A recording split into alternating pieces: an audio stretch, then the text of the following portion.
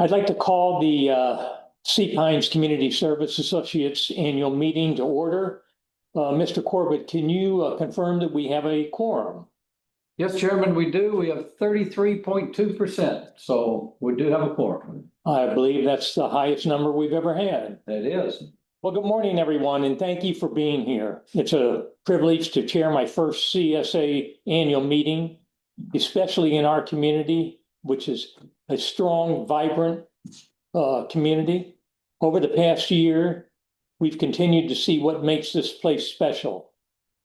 Neighbors looking after one another, an exceptional team of CSA staff, and a shared pride in where we live.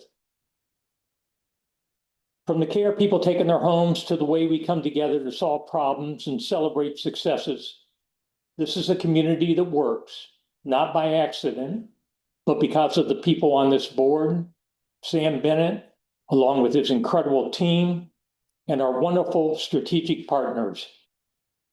Your involvement, your feedback, and your willingness to contribute are what keeps things running smoothly and moving forward.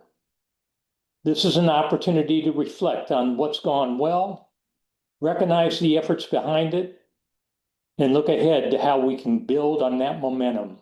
And I thank you for being a part of it. Okay, to take care of some business, first I would like to recognize our Class A outgoing board members, David Ellis, who was the chair for several years, Leanne Leahy, who has been our treasurer, and David Pardue, who served us with passion. The Class B, Rick Ray was went off, but then he was reelected. The new board members for 2026 are Joe Dubois, Lori Wellinghoff, and Leanne Leahy was reelected and is our treasurer. The nominating committees for the Class A would be Tom Sharp as the chair, Jessica Hare, and Leanne Leahy.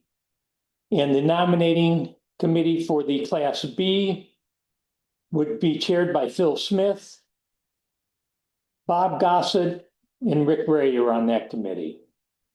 You must be a member in good standing by October 1st in order to vote on this year's upcoming election.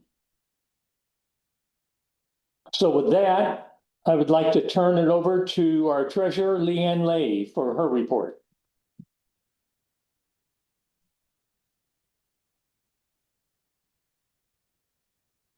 Thank you. Stephanie's going to drag the slides for me. So this is a brief update on the treasurer's report for 2025. You've heard my updates from the board meetings throughout the year, so I'm going to keep my comments relatively short. Thank you for the opportunity to address the group. And it is my honor and privilege to serve as your treasurer for the last 3 years and been appointed for 2026 as the treasurer again. So next slide, Stephanie. We're going to cover the overview of the independent audit, a brief look at the 2025 balance sheet and results of operations, talk about major repairs and replacements, expenses through 2025, and then take a look at some projections through 2028 for the critical infrastructure and operating spending, and then talk about next steps for the capital plan through 2028. On the next slide, I want to give you an update on the year-end 2025 audit.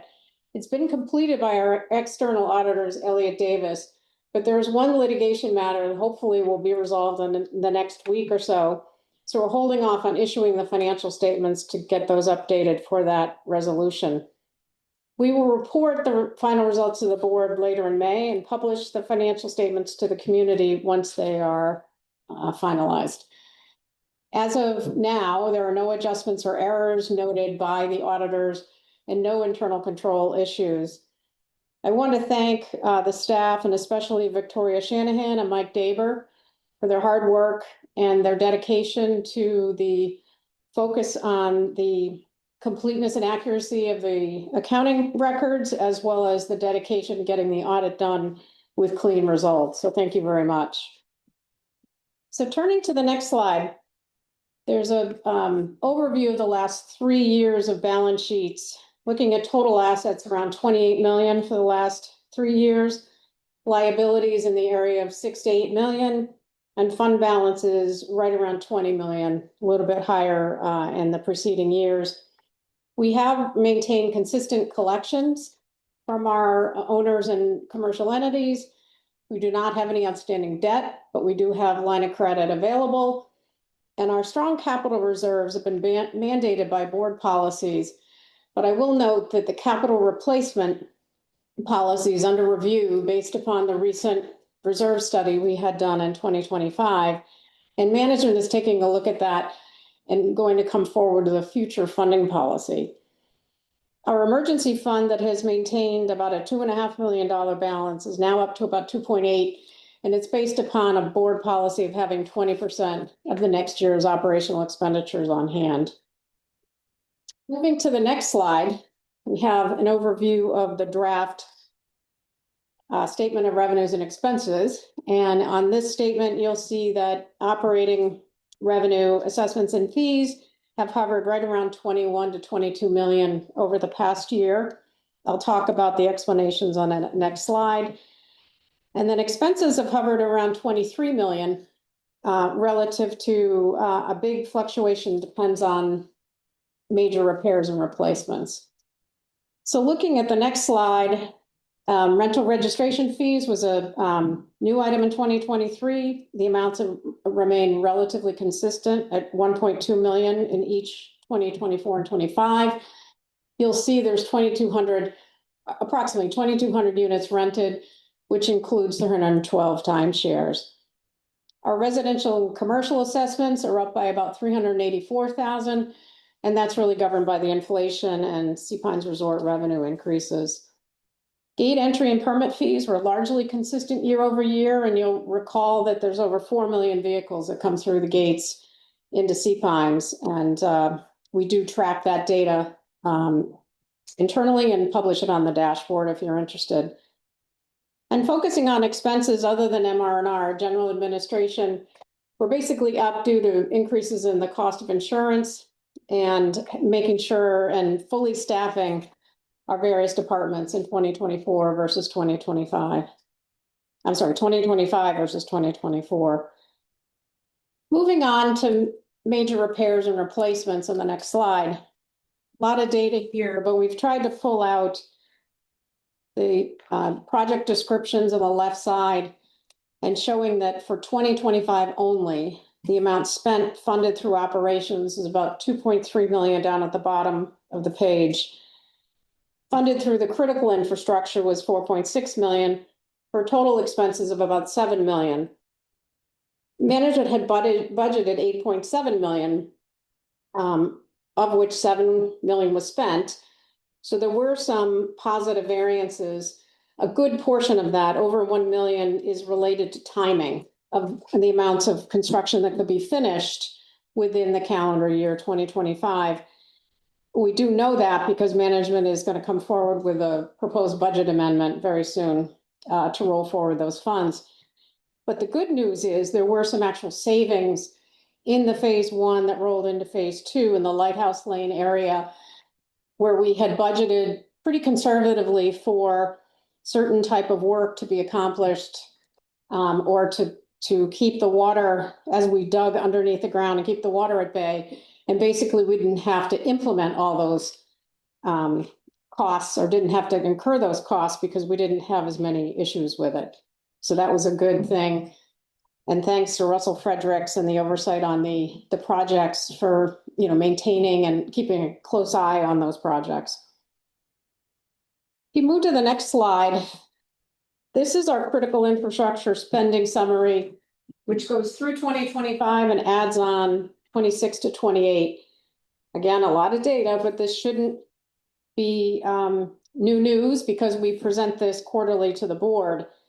I think the focus to remember is that during the referendum, there were projects listed that totaled $51 million.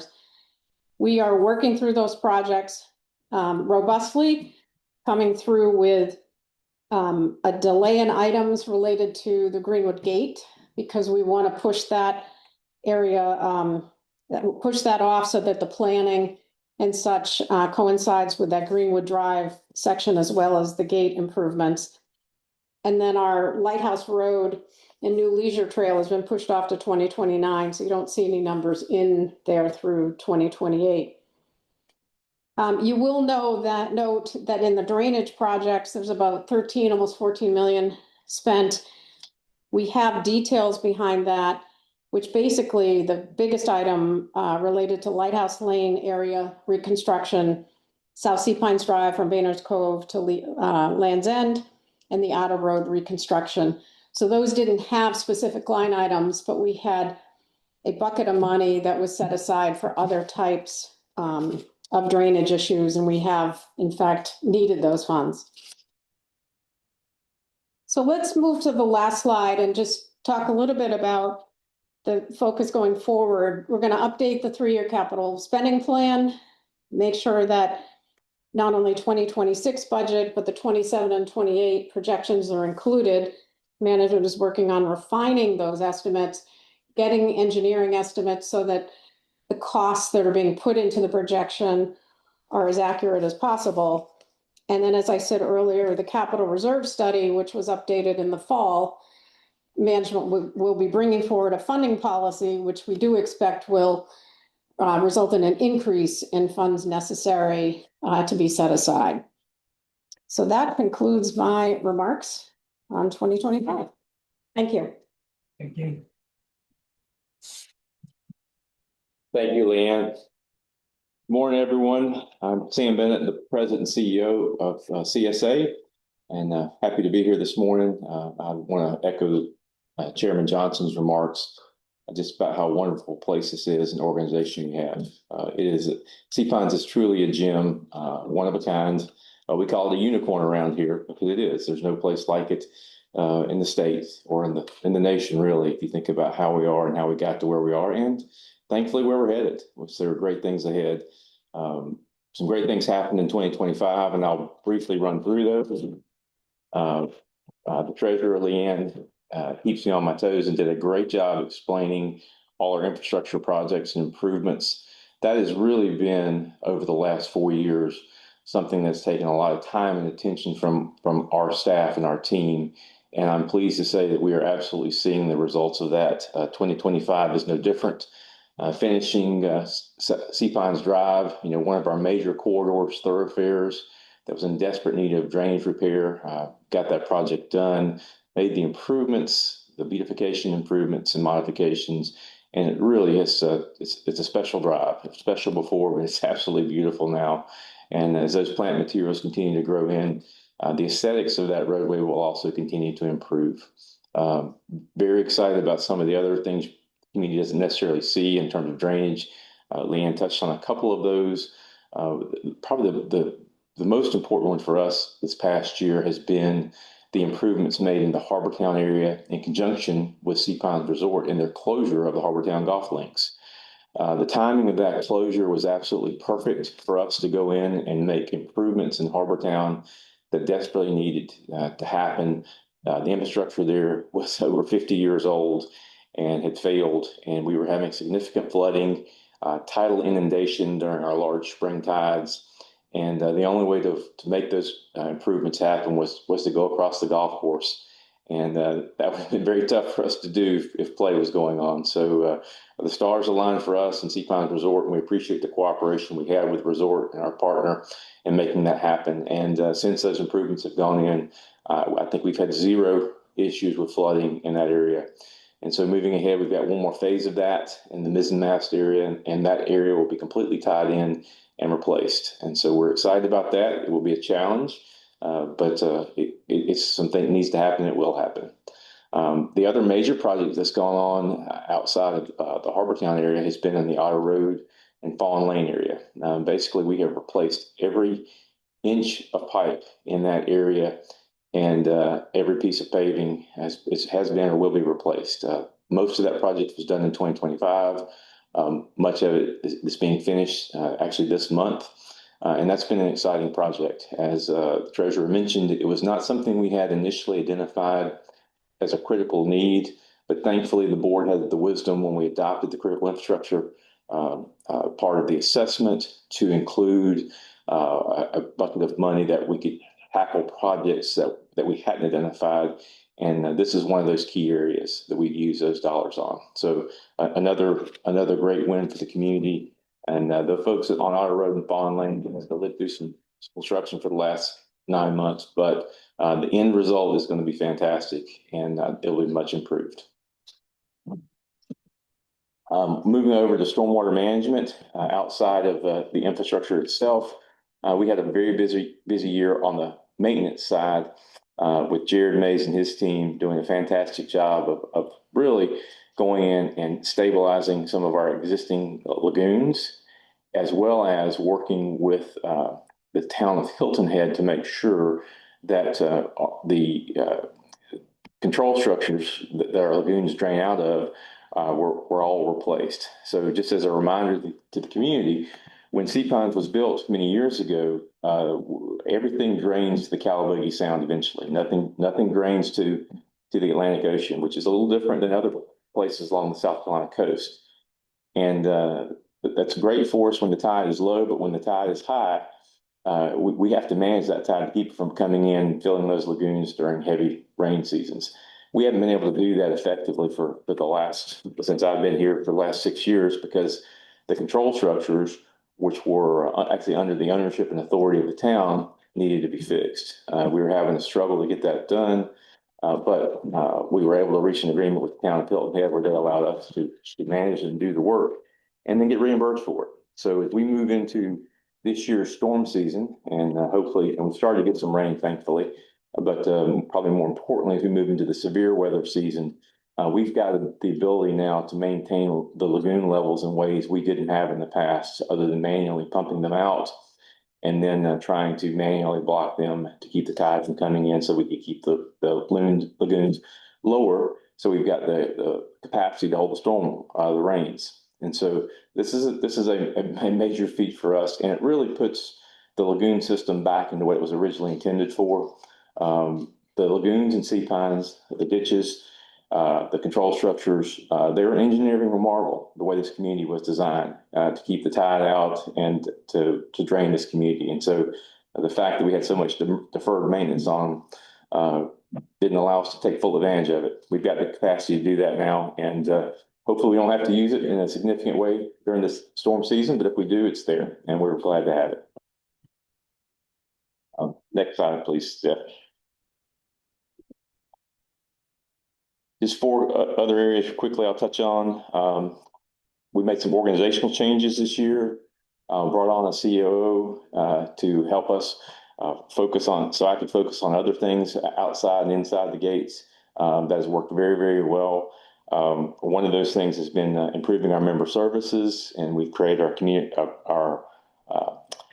connection center up front, moved everything that a property owner or a member of CSA would need up to the front of the building, so that everything is in one spot for our members.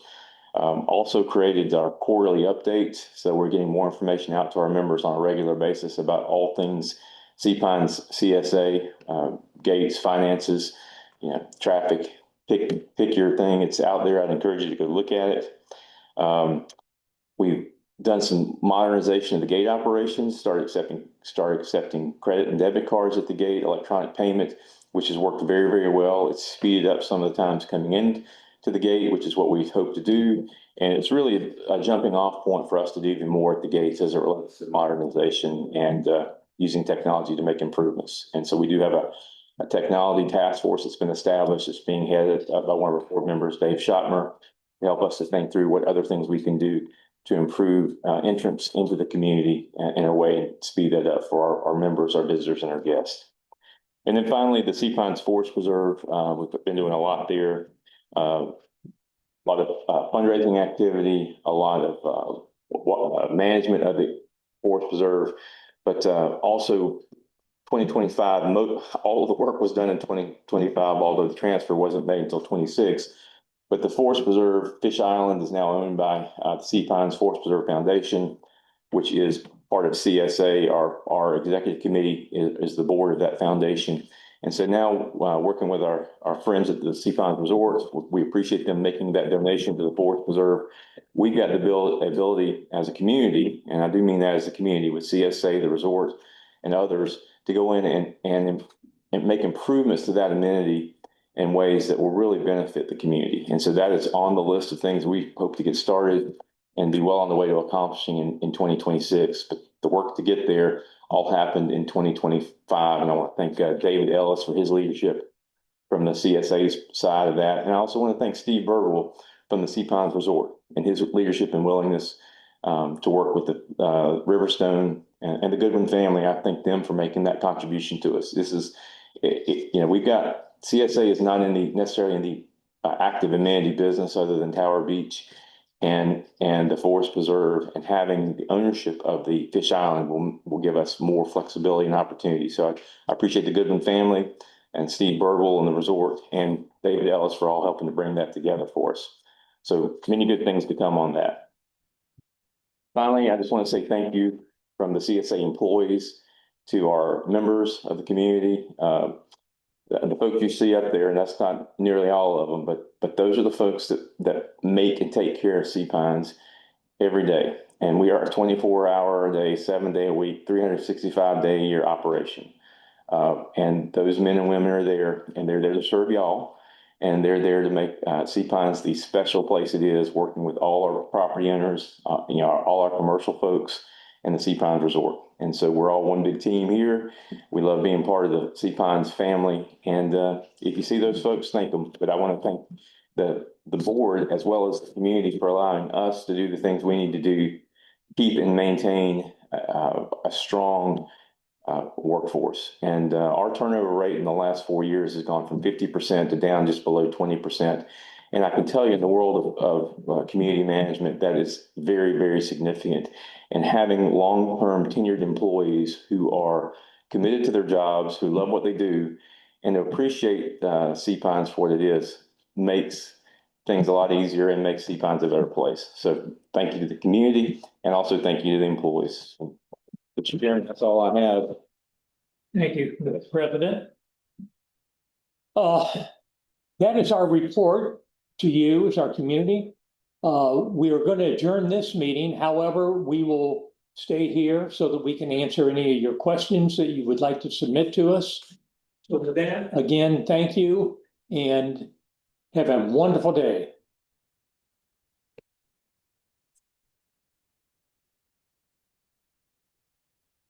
Good morning. So at this time, if anybody participating would like to ask a question, please raise your hand. All right, we got one. All right, Lori, you are live. Please state your full name, unmute yourself, and your address, please. Hi, Stephanie. Hi, Bill. It's Lori Wellinghoff, and I live at 2 North Live Oak Road, and I'm also on the board. And can you all hear me? We can. Oh, great. Okay.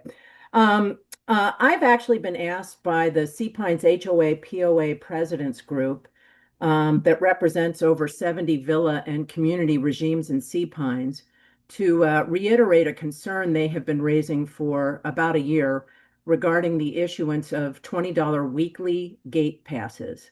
The background that Margie Tomzak and Lee Stevens asked me to share, and they're both HOA POA Presidents Group leaders.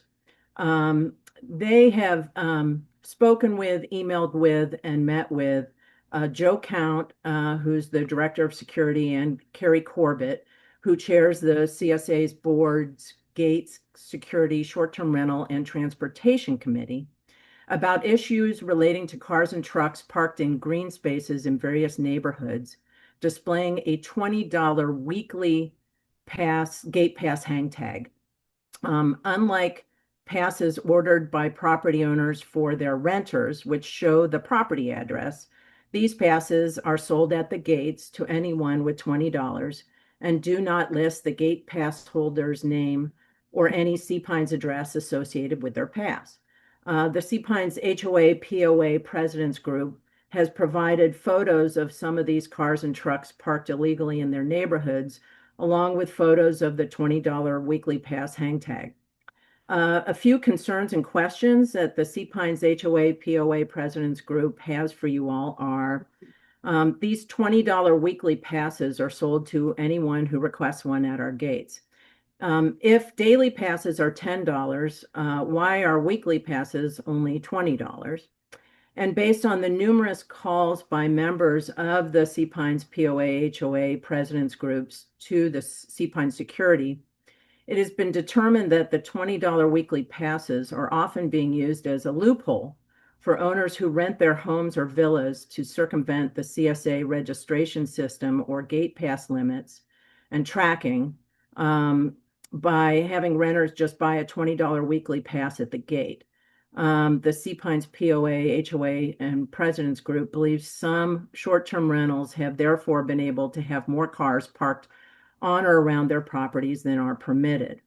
Many months have passed since this issue was raised to the CSA by the Sea Pines HOA POA President's Groups, and the response they have received as recently as a week ago is that Sea Pines Security has raised this issue with the Gates Security Short-Term Rental and Transportation Committee, but no information or resolution is currently available. The Director of Security did, however, share that the number of $20 weekly passes sold in our community is in the range of 250 passes a week. With that said, the question from the Sea Pines HOA POA President's Group are, when and why did the practice of selling $20 weekly passes begin? Can the chair of the Gates Security Short-Term Rental and Transportation Committee or the Director of Security provide an update today? And the Sea Pines HOA POA President's Group would welcome the opportunity to share all of the information and photographic evidence it has gathered with the Gates Short-Term Rental and Transportation Committee if afforded the opportunity to do so. Sorry for the long question. Thank you. Mr. Bennett, would you like to address? No, I'll do my best. Thank you. So I don't have the answer on when it was implemented. I think it was probably 2016 or 17. It predates me. Carrie, do you have it? I do not remember either. Okay. I do know that our team has been meeting on this regularly. In fact, they had a meeting on it last week. And our goal is to do away with the selling of those passes at the gate. We're not in a position to do so quite yet, but we are working towards that, and that's part of what we're using our technology task force to do.